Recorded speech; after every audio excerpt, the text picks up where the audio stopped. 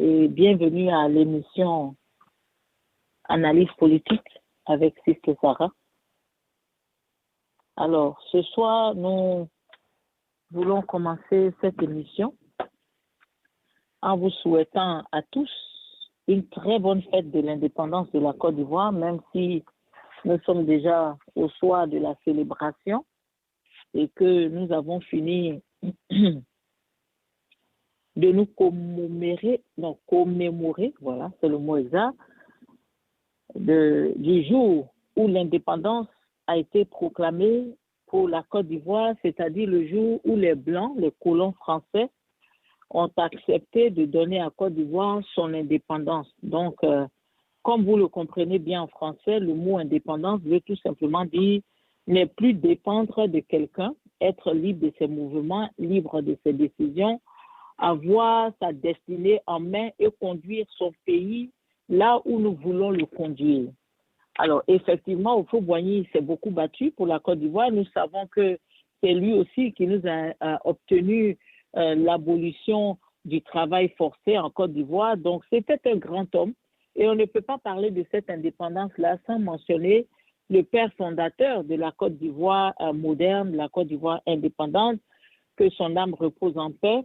Et tous les acquis que Houphouët-Boigny nous a laissés aujourd'hui en Côte d'Ivoire, quelles que soient les constructions, quels que soient les accomplissements des uns et des autres, nous croyons que la base vient du président Houphouët-Boigny et c'est une politique d'amour extrême pour la Côte d'Ivoire, une politique qui avait pour but de voir les Ivoiriens être les meilleurs en Afrique, dans la sous-région, et pourquoi pas même dans le monde, une vision de voir l'Ivoirien briller, l'Ivoirien éduqué, l'Ivoirien qui vit bien, l'Ivoirien qui a accès aux biens dans le pays et qui peut entreprendre. Donc, nous saluons la mémoire de ce chef d'État, notre président Houphouët-Boigny, très illustre président, qui, comme on peut dire en français, qui a pourri cette génération ou ces générations d'Ivoiriens et d'Ivoiriennes qui ont connu le président Houphouët-Boigny et qui sont allés à l'école sous le règne de ce monsieur pendant 34 ans et qui, 33 ans, je crois, et pendant ces années qui ont bénéficié de tout ce que le pays pouvait leur apporter. Et nous étions fiers d'être Ivoiriens. Nous étions reconnus très facilement dans la sous-région. Il n'y avait pas de mélange de personnes, il n'y avait pas de confusion d'identité. La Côte d'Ivoire était intègre. L'intégrité de l'ivoirité, de l'ivoirien, de la nationalité ivoirienne avait été préservée par ce chef de l'État. Nous voulons aussi rendre hommage au président Henri Konan Bédié qui nous a laissé cette année même et qui a été aussi un président, le deuxième président de la Côte d'Ivoire, à qui les gens mal intentionnés n'ont pas donné l'occasion de réellement donner à la Côte d'Ivoire ce qu'un président pouvait donner, mais qui a donné de sa jeunesse, qui a donné de son énergie, qui a été ambassadeur de la Côte d'Ivoire, qui a été ministre de la Côte d'Ivoire et qui enfin est devenu président, même président de l'Assemblée nationale et tout ça. Donc, qui a servi son pays à tellement de postes en Côte d'Ivoire que nous croyons qu'aujourd'hui, dans notre pays, on ne célèbre pas assez nos pionniers et c'est vraiment dommage. Alors, nous saluons aussi la mémoire de ce président qui a été un président qui a fait du bien à notre pays et qui a pu préserver la paix dans la Côte d'Ivoire. N'oublions pas que le motto de la Première République et le motto de la Deuxième République a toujours été la paix. Et Houphouët-Boigny nous disait la paix, ce n'est pas un vain discours, ce n'est pas le fait de dire j'aime la paix, ce n'est pas le fait de dire je suis un homme de paix, mais c'est par nos actions que nous voyons si nous sommes des gens de paix ou des gens de palabres, des gens qui aiment la violence. Donc, le président Houphouët-Boigny a laissé cet héritage de la paix que M. Henri Konan Bédié a saisi au rebond et il a continué cet héritage qui à quelques moments a été violé par des rébellions, a été violé par des coups d'État, par des manipulations souterraines.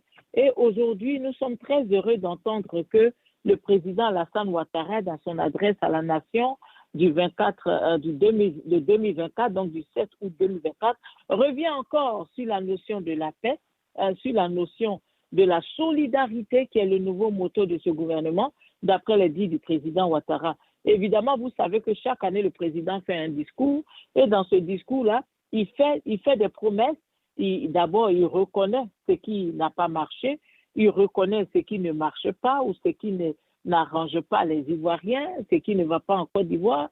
Et après avoir fait attirer l'attention de tout le monde sur le fait qu'il le sait, maintenant il fait des propositions pour aider le peuple. N'oubliez pas que dans l'adresse du président, j'ai été particulièrement attirée par le fait qu'il est revenu sur la cherté de la vie, où il a précisé qu'il entend les Ivoiriens, il entend les pleurs du peuple, il entend les cris des Ivoiriens qui se plaignent que la vie est devenue trop lourde pour eux, comme le fils du roi Salomon à qui le peuple disait que nous avons souffert des taxes sous ton père, est-ce que tu peux alléger nos taxes? Et qui leur a parlé mal littéralement et qui disait carrément que mon père vous a submergé avec les taxes, mais croyez-moi, je ferai pire que mon père pour traduire ce qu'il a dit, et qui a vu son royaume divisé dans sa main. Donc, le président nous dit aujourd'hui qu'il entend les cris des Ivoiriens. Il entend le problème de tous les Ivoiriens, la cherté de la vie, le courant qui a été augmenté deux fois, le courant qui a été augmenté 2 fois, ne l'oublions pas. La dernière augmentation datant de janvier 2024, donc le courant qui a doublé, triplé, quadruplé, et les Ivoiriens se plaignent. Le président Ouattara, le 18 juin, nous avait déjà dit qu'il est au courant et qu'il va s'occuper de ça. 18 juin, nous sommes aujourd'hui en août, donc je crois 2 mois plus tard, 1 mois et demi plus tard, le président nous dit encore qu'il entend les cris des Ivoiriens. Alors, nous nous posons la question de savoir à quel moment le président Ouattara pourra réagir à ces cris. Heureusement que dans ce discours d'aujourd'hui, le président a donné l'assurance, il a donné des ordres au Premier ministre pour que tous ces chantiers-là soient exécutés le plus tôt possible pour que les Ivoiriens soient allégés dans leurs souffrances. Alors, le président Ouattara a fait son bilan. Je ne vais pas trop prendre votre temps là-dessus, mais il a parlé de la croissance économique, il a parlé de la croissance de la population, il a parlé de l'éducation qui est en progrès, il a parlé de notre société qui est dans une cohésion, mais on tend encore vers la cohésion. Hein? Donc, le président Ouattara, dans son discours aujourd'hui, a essayé de nous rappeler tout ce qui a été fait. Il s'est aussi excusé. Hein, quand vous l'écoutez dans ses propos, vous voyez que le président présente ses excuses, non seulement aux populations d'Adiamé village qui sont les plus récents à avoir été dépossédés de leurs terres, mais aussi auprès de tous les autres qui ont subi les mêmes sorts. Alors, il disait comme ça que le développement oblige qu'on fasse cela, mais il a donné des ordres pour que toutes ces personnes-là soient indemnisées. Nous espérons que cela sera réellement fait parce que vous savez maintenant, quand le président donne des promesses, on prend ça avec des pincettes parce que nous savons que le président a de la bonne volonté, mais malheureusement, il est entouré par 40 voleurs et donc c'est un peu difficile de voir l'accomplissement de ces projets. D'ailleurs, nous n'avons pas encore vu l'accomplissement du projet de 1 milliard par jeune homme par jour en Côte d'Ivoire. On n'a jamais vu une seule cérémonie de remise d'un chèque d'1 milliard. On n'a jamais vu une suivi des effets d'1 milliard dans la vie d'un jeune Ivoirien. Donc, nous croyons dans ce que dit le président. Nous lui accordons le bénéfice du doute. Nous pensons qu'il est de bonne foi. Malheureusement, nous avons peur parce que le président est entouré de 40 voleurs et ces 40 voleurs, à la limite, nous donnent l'impression que le président Ouattara pourrait s'appeler Ali Baba. Alors, on espère que tout ce que le président a prévu de faire sera fait et qu'on pourra lutter contre la pauvreté. Il a aussi parlé d'une prime, quelque chose de nouveau qui a attiré notre attention. Vous savez, en Côte d'Ivoire, c'est très facile de lancer des phrases pour tromper les gens parce que les gens ont faim, les gens sont pauvres, les gens sont affamés, ils sont malades, ils n'ont pas d'argent. Donc, quand le président parle, on a l'impression qu'il parle à des gens qui croient tout ce que le président dit. Ce sont des grands mots lancés sans aucune explication et nous espérons voir comment cela va se passer. Mais nous voulons féliciter le chef de l'État qui déjà a fait le premier pas de faire cette promesse de donner des primes aux retraités. Alors, vous savez, moi, mon père était retraité. Donc, peut-être que ceux qui n'ont jamais connu la vie des retraités vont applaudir le président Ouattara, surtout ceux qui vont sur les panels pour dire beaucoup de choses sans savoir de quoi il parle. Écoutez-moi très bien. En Côte d'Ivoire, quand vous allez à la retraite, si vous étiez payé, par exemple, à 300 000 francs par mois, vous recevez 300 000 francs tous les 3 mois. Donc, votre salaire que vous receviez chaque mois vous est donné tous les 3 mois. Vous comprenez?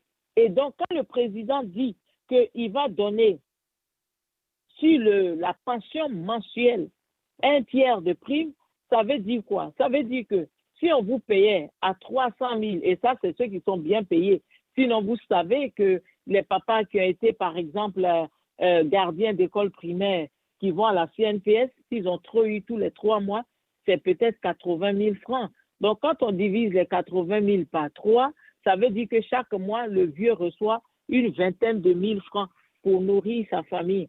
Alors, quand le chef de l'État dit qu'il va donner une prime avec un tiers ajouté, nous faisons le calcul, nous disons, mais attendez, Monsieur le Président, c'est un très beau projet, mais c'est un projet qui fait peur. C'est comme on dit souvent, pipi dans l'eau, c'est-à-dire que comparé à la masse des populations de retraités, comparé à ce qu'ils reçoivent et le tiers qu'on va ajouter, c'est comme si on n'a pratiquement rien fait. Les riches vont gagner plus et les pauvres ne gagneront que des miettes. Donc, nous espérons que le président va revoir la manière d'appliquer ce tiers de prime sur le salaire mensuel ça veut donc dire que si quelqu'un a des retraités, donc ça veut dire que si quelqu'un recevait 300 000 tous les 3 mois et que la personne reçoit une prime, donc à la fin des 3 mois, la personne aura quoi, 400 000, 600 000, puisqu'on va ajouter un tiers. Bon, c'est eux qui font les calculs.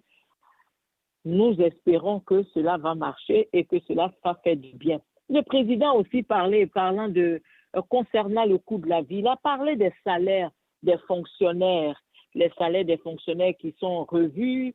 Il a parlé, du SMIG qui a monté à 75 000. Ce sont pour le président de la République des acquis, des progrès. Mais quand on voit que 3 bananes au marché coûtent 300 francs, on se demande bien que peut faire 75 000 dans la vie d'un pauvre baoulé. Non, pas d'un baoulé, parce que les baoulés, ils mangent les ignames, n'est-ce pas, Jacques Roger? Non, plutôt dans la vie d'un vieux bêté, de M. Seri, qui a 10 enfants, puisque c'est nous, on fait toujours beaucoup d'enfants. Il y a M. Seri ou bien M. Gueye, qui ont une vingtaine d'enfants. Quand vous arrivez dans leur cour, c'est comme une cour commune, il y a 4 femmes et puis il y a 25 enfants. Alors, que peut faire 75 000 dans la vie de ce monsieur-là?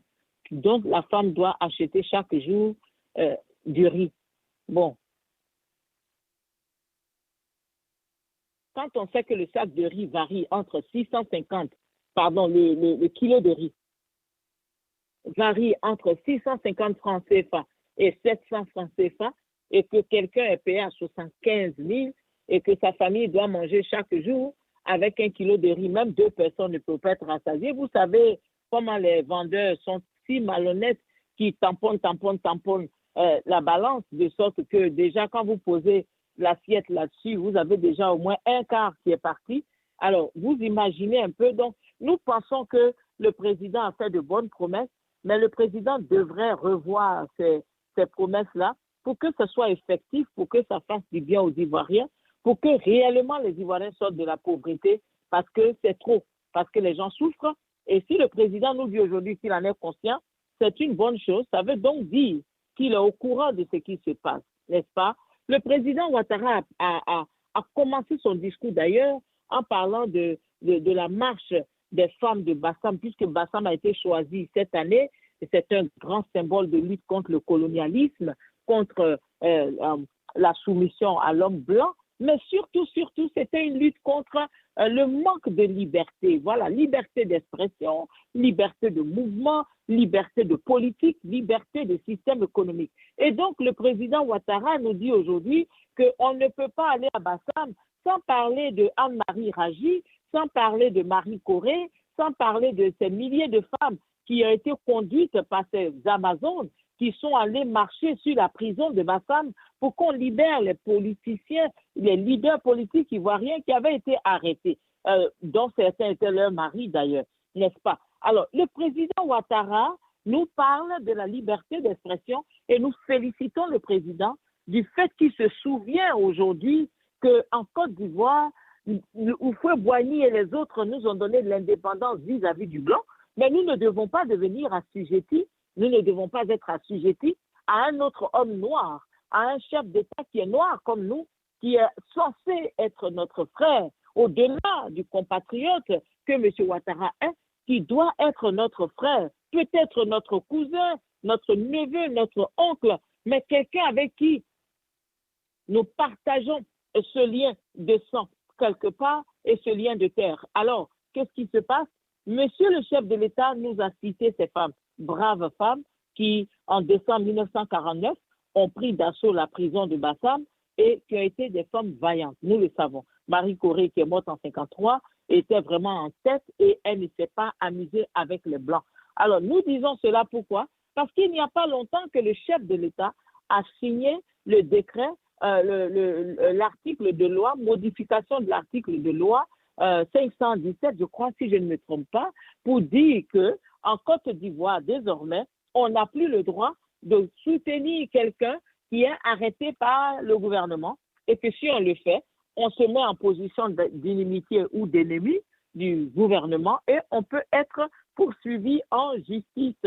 Donc, comparé à ce que M. le Président nous dit à Bassam, il y a un grand fossé parce qu'on ne peut pas vouloir une chose et son contraire. Le président devrait permettre aux Ivoiriens de s'exprimer. Marie Corée l'a fait devant les Blancs et puis elles ont obtenu ce qu'elle voulait. Il faut que les Ivoiriens puissent dire au président de temps en temps, ça c'est pas juste, ça c'est pas correct, et aussi pouvoir lui dire félicitations, Monsieur le Président, comme on l'a tous fait quand nous avons remporté la coupe et que nous étions fiers de voir toutes les constructions de stades qui ont permis au succès de cette coupe. D'ailleurs, cette coupe qui nous a montré dans le monde entier, qui nous a révélé à des pays même peut-être qui ne nous connaissaient pas. Donc, nous sommes très heureux que le président Ouattara revienne là-dessus. Évidemment, le président Ouattara n'a pas parlé de l'IDH directement, mais il en a parlé de façon décomposée en citant les différents aspects. Alors, le président Ouattara nous a parlé du pardon,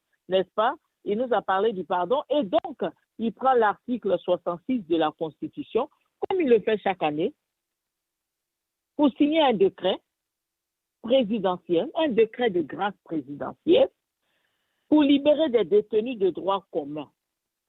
Vous savez, les Africains sont tellement, comme on dit en anglais, funny, ils sont tellement ridicules et ils font pitié parce que c'est très facile de tromper un Africain, encore plus les Ivoiriens. La question que nous nous posons ce soir, la voici. Pourquoi emprisonner des gens sans procès? Pourquoi détenir, bloquer, arracher les libertés des individus en Côte d'Ivoire, les emprisonner sans passer devant la justice? J'ai un de mes petits qui est à la MACA depuis 2 ans. Il est venu en vacances en Côte d'Ivoire de la France. On l'a arrêté parce que d'après le gouvernement, il était avec des jeunes gens que le gouvernement poursuivait depuis. Alors il arrive en vacances, il rencontre ses amis, ils vont manger au maquis, on vient, on les ramasse tous. Ce jeune homme n'est jamais passé devant la justice, il est en prison. Et à la prison où il est, aujourd'hui, après avoir tué 2 années de sa vie, on va lui donner une grâce présidentielle pour nous donner l'impression que le chef de l'État est le meilleur papa de la terre, il est le plus gentil. Ce sont des choses qui doivent s'arrêter en Afrique. Parce que quand on veut le développement et qu'on écrase les villages des gens, on doit aussi permettre à notre loi d'être indépendante pour que celui qui est jugé et qui est condamné soit condamné et qu'il purge sa peine selon la loi et que celui qu'on a arrêté sans raison soit libéré. Il n'a pas besoin de grâce présidentielle. C'est de la manipulation, Monsieur le Président. Oui, pour les prisonniers, c'est une grâce. Ça fait du bien. Ils vont sortir. Mais c'est une pratique de corruption.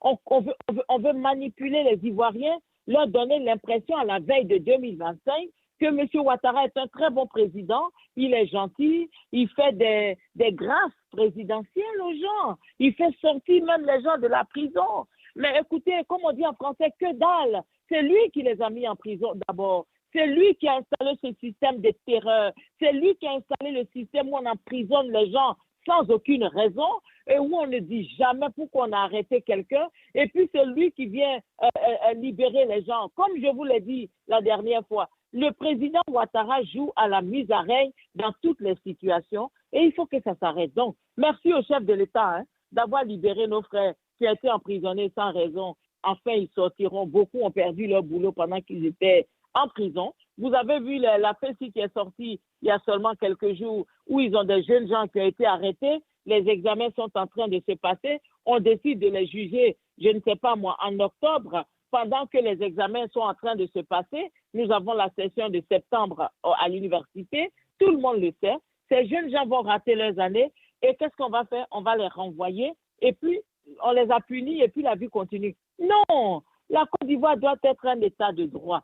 Quand nous voulons faire un quatrième pont, quand nous voulons amener ou amener, voilà, c'est le mot correct, faire venir le métro en Côte d'Ivoire, quand nous construisons des routes, quand nous construisons des stades à la même hauteur, même qualité que les stades dans les pays européens, quand nous permettons la création de plusieurs chaînes de télévision dans notre pays et que nous sommes enviés par les autres Africains, nous devons savoir que cela s'accompagne des libertés individuelles. Donc le discours du président était un très bon discours, mais vous savez, dans tout discours, il y a ceux qui réfléchissent, ceux qui sont comme nous autres là, nous qui voulons nous exercer à la philosophie et qui faisons un peu d'analyse, de commentaires de texte, nous disons, attention, le président veut nous marmailler là dans ce qu'il vient de dire. Donc, on n'a pas besoin d'emprisonner les gens et d'attendre tous les mois d'août de chaque année pour les gracier comme Père Noël qui est arrivé.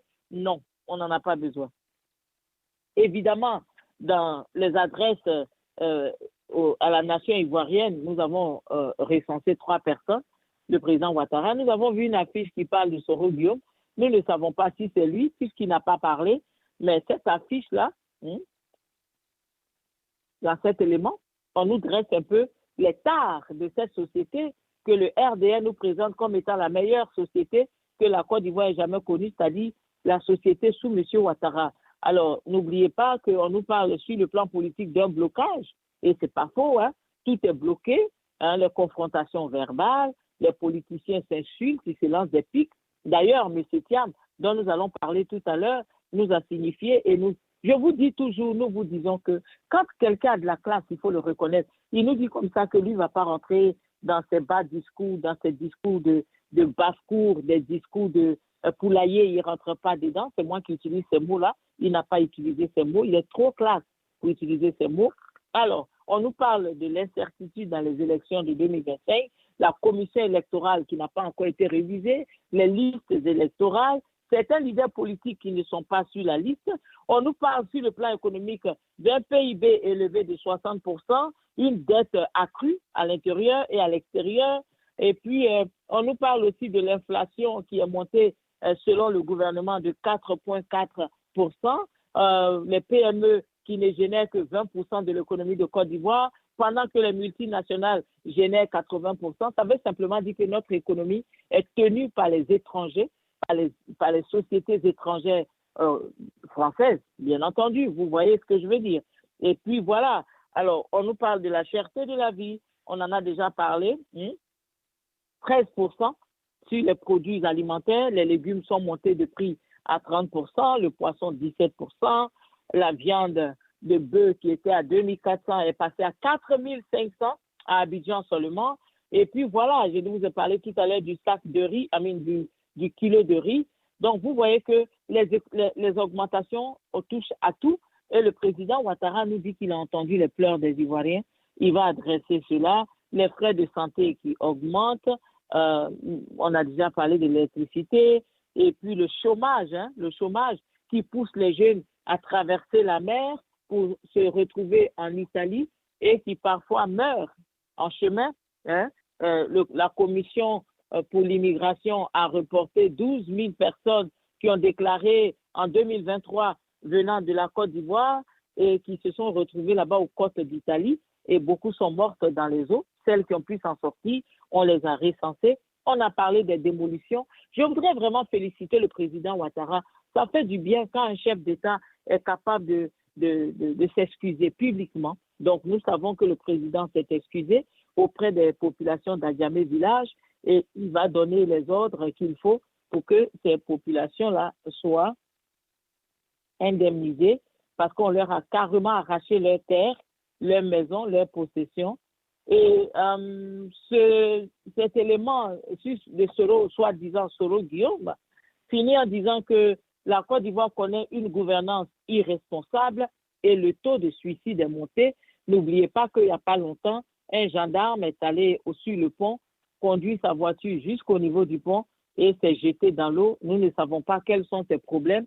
En tout cas, je ne pense pas que ce soit des problèmes qui méritent qu'on meure et qu'on laisse tous ces enfants dans la dèche.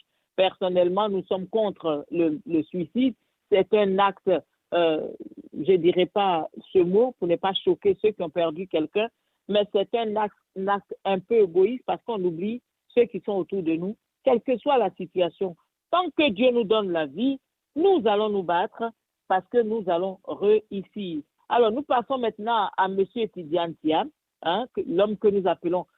Vous savez, le slogan nouveau du PDCI-RDA devait être PDCI, gouvernance classe. Voilà, vous savez, gouvernons avec classe. Voilà. Parlons aux Ivoiriens avec classe. Adressons les problèmes de la Côte d'Ivoire avec classe, avec tact, avec bonne éducation. Voilà. Alors, M. Tidiane Thiam, vous le connaissez, très calme, il n'est pas dans les bruits et les violences. Il commence par un hommage au président Bédié, comme nous l'avons fait. Il a aussi remercié les Ivoiriens, hein, il les a remerciés pour leur présence au funérailles du président Bédié. Et puis, bon, il a parlé du bilan de 1960 à aujourd'hui. Et lui, il a insisté sur l'IDH, qui en fait est le résumé de toute la situation de Côte d'Ivoire, puisqu'il mesure l'indice de développement humain, l'éducation, la santé, etc. Il en a parlé, la durée de vie des Ivoiriens, le niveau de vie des Ivoiriens, et puis l'éducation. Bon, le président dit que tout va bien. Vous savez que le président a toujours dit que tout va bien, même quand on sort pour aller frapper les gens parce qu'ils ont dit non, ou bien qu'ils ont dit que c'est au contraire au président, le président dit que tout va bien.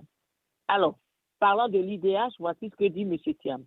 Il dit que depuis 1999, donc à la fin de 2000, hein, un an après le coup d'État, hein, n'est-ce pas, la Côte d'Ivoire était 141e en 2000, 141e. En 2010, 167e, en 2015, 166e et 159e en 2022. Alors, vous savez quelle position nous avons en 2024, hein, n'est-ce pas? Le porte-parole de la République nous a dit que, enfin, le militant du RHDP nous a dit qu'il s'en fiche du IDH.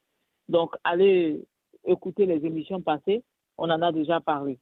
M. Thiam refuse d'entrer dans des débats puérils. Vous savez, un débat puéril, quand on dit un débat puéril, c'est une manière très intellectuelle de dire à quelqu'un que tu es enfantin. Voilà ce que ça veut dire. Quand on dit que tu es dans des débats puérils, ça dit que tu es dans des débats d'enfants, des débats terre à terre, des débats qui ne s'occupent pas des vrais problèmes de la nation. Voilà ce que ça veut dire.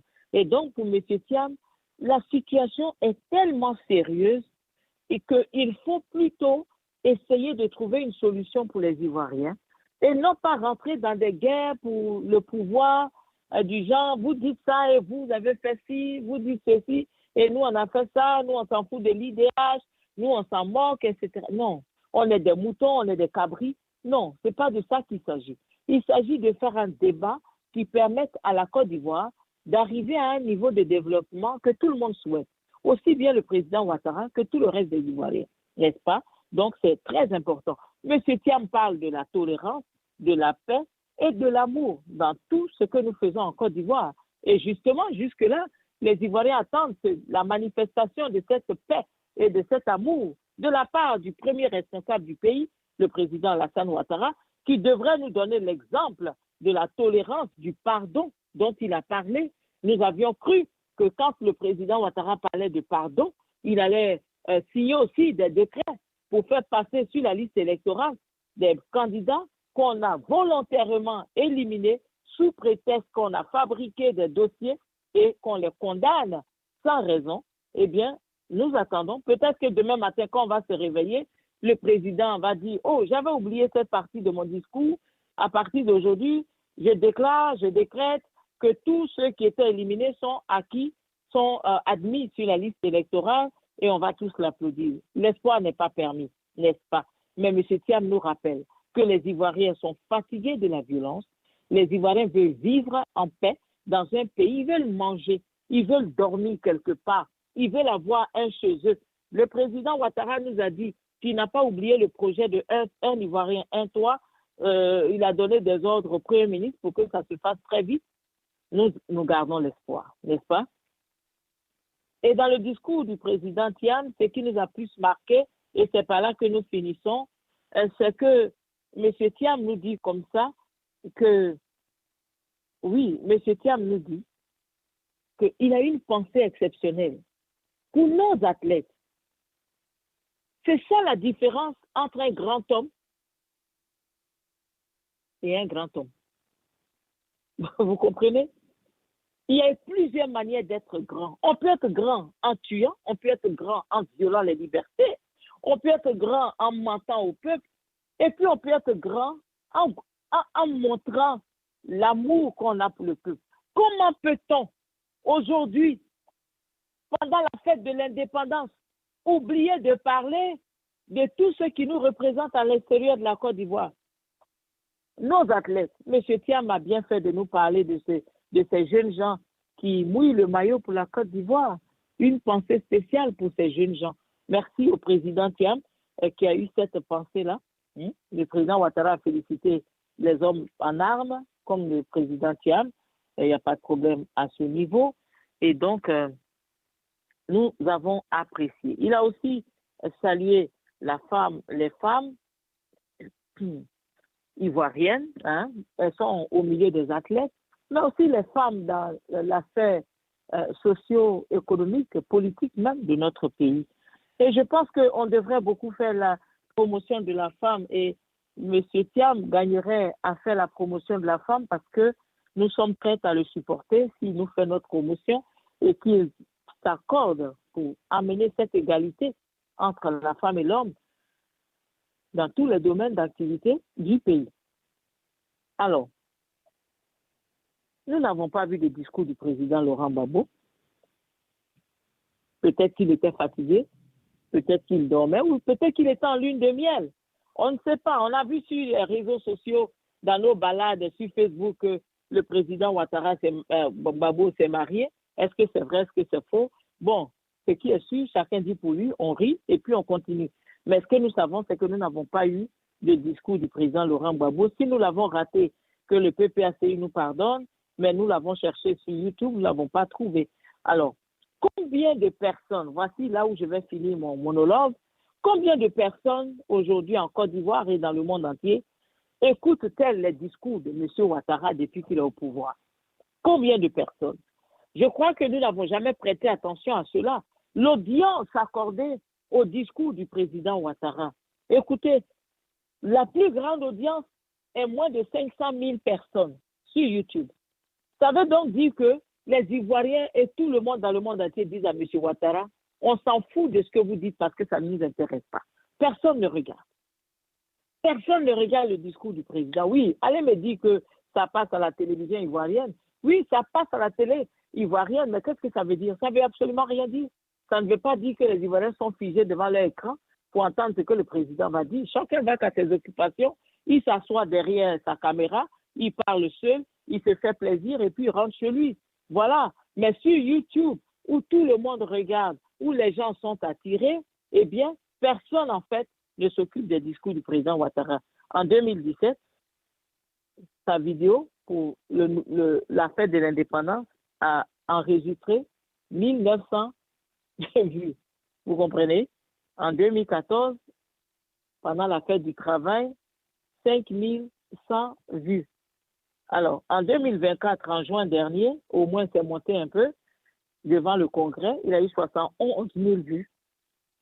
Et en janvier 2024, pour les Nouvel An, il a reçu 328 000 vues. Quand on nous dit qu'en Côte d'Ivoire, il y a 28 millions de personnes et que même pas 1 million de personnes